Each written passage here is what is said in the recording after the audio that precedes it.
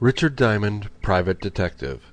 In 1945, Dick Powell portrayed Philip Marlowe in the movie Murder My Sweet, based on Raymond Chandler's novel Farewell My Lovely. This was a radical departure in character for Mr. Powell, from a Hollywood song and dance man to a hard-boiled detective.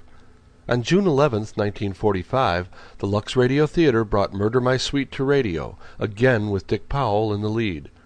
These two performances prompted his being selected for the part of Richard Rogue in Rogue's Gallery. Richard Diamond came 4 years later.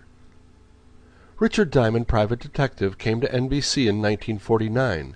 Diamond was a slick, sophisticated detective with a sharp tongue for folks who needed it. Diamond enjoyed the detective life, but not as much as entertaining his girl, Helen Asher. After each show he would croon a number to his Park Avenue sweetheart. Mr. Powell, a former song and dance man, was perfect for the role. He added an extra dimension to this 1940s hokey private eye drama. Diamond was a rough gumshoe that would often get knocked on the head with a revolver butt or some other item. His counterpart on the police force was Lieutenant Levinson, who often accepted Diamond's help, though reluctantly. Levinson would claim to have gastric trouble whenever Diamond would call him, and would take bicarbonate to settle his aching stomach. Although they always seemed at odds with each other, Diamond and Levinson were best of friends. The plot theme remained fairly consistent throughout the entire run of the show, Diamond getting beat up and solving a tough murder case with the support of the police department.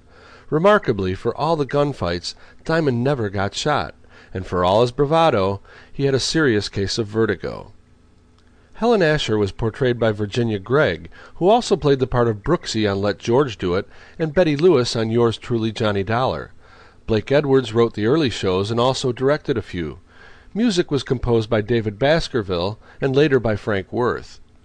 In January of 1951, the series moved to ABC under the full sponsorship of Camel Cigarettes. Then, in 1953, in May, the series moved to CBS, but all shows were repeats from the 1950-51 Rexall-sponsored season on NBC.